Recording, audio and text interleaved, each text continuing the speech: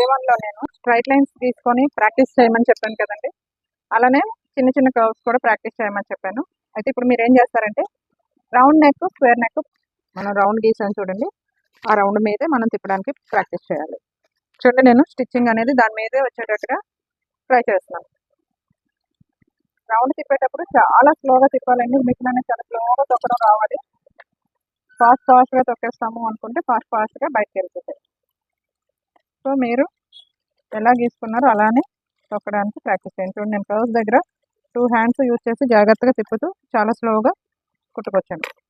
ఇలానే మీరు ఏం చేస్తారంటే రౌండ్స్ ఒక 4-5 రౌండ్స్ ప్రాక్టీస్ చేయాలండి. చాలా రౌండ్స్ మీకు తిరిగే వరకు కూడా ఇదే క్లాత్ మీద ఇదే రౌండ్లోనే లోపలికి అలానే బయటికి అలా మీరు ఇక్కడిక్కడ ఒక 5-6 గీసేసుకోవచ్చు క్లాత్ వేస్ట్ చేయకుండా. మీరు ఏం చేస్తారంటే ఒక వేస్ట్ క్లాత్ బ్లౌజ్ పీస్ ఏదైనా ఇంట్లో ఉంటుంది కదా, ప్లెయిన్ బ్లౌజ్ పీస్ లాంటిది ప్లెయిన్ దాని మీద కుడుతుండండి. కుడితే మీకు కరెక్ట్గా వచ్చిందా లేదా రివర్స్ సైడ్ చూస్తే మనకి తెలుస్తుంది కరెక్ట్గా వస్తుంది లేనిది అనేది. ఈ స్టిచ్ అనేది మనకి తెలుస్తుంది.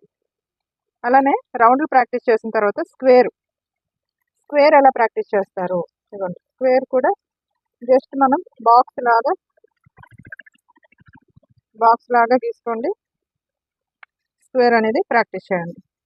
స్క్వేర్ ప్రాక్టీస్ చేసేటప్పుడు మీరు ఏం చేస్తారంటే సార్ చూడండి, రౌండ్కి అయితే మనం ఎక్కడ పాదం ఎత్తలేదండి, డైరెక్ట్గానే స్లోగా తిప్పుకొని వెళ్ళాం. స్క్వేర్కి మాత్రం మన ఇండియా కార్నర్ దగ్గర పాదం ఎత్తాల్సి వస్తుంది. ఇదిగోండి, కార్నర్ ఇక్కడ ఇది వచ్చింది కదా, ఈ ఎల్ షేప్ దగ్గర కరెక్ట్గా నీడిల్ అనేది దిగాలి. అయితే దిగుతుందా లేదా అనేది తెలియనప్పుడు ఏం చేయాలంటే ఇదిగోండి, మనకి ఈ రెండింటి మధ్యలో కనిపిస్తుంది లైన్ అనేది. కనిపిస్తున్న లైన్కి కొంచెం ముందే ఆపేసుకొని హ్యాండ్ తోటి వీల్ తిప్పుకుంటా నీడిల్ని పంపించండి. అప్పుడు మనకి ఏంటంటే కరెక్ట్గా మనకి కార్నర్ దగ్గరికి వచ్చేసరికి నీడిల్ అనేది దిగుతుంది.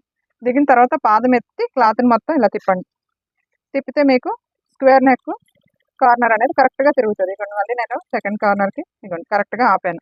కొంచెం మనకు ప్రాక్టీస్ అయిపోతే పాదం అక్కడ ఎలా ఆపాలి అనేది అర్థమైపోతుంది. అంతవరకు కొంచెం మీ కార్నర్స్ దగ్గర హ్యాండ్ తోటి తిప్పుతూ ప్రాక్టీస్ చేయండి.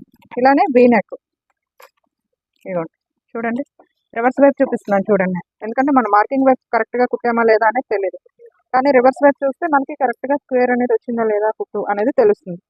ఇది కూడా అంతేనండి, సేమ్ మీరు దీని లోపల మళ్ళీ దాని లోపల అలానే బయట అలా మీకు బాగా ప్రాక్టీస్ వచ్చే వరకు ఏంటి మేడం విసుగొస్తుంది అని అనుకోకుండా మీకు ప్రాక్టీస్ అయ్యే వరకు కూడా మీరు బాగా నీట్గా ప్రాక్టీస్ చేయాల్సిందే. అలానే వీనెక్ కూడా, వీనెక్కి ఏం లేదంటే ఒకటే కార్నర్ వస్తుంది. స్క్వేర్ నెక్కి ఎలా వస్తుందో అలానే స్ట్రైట్ లైన్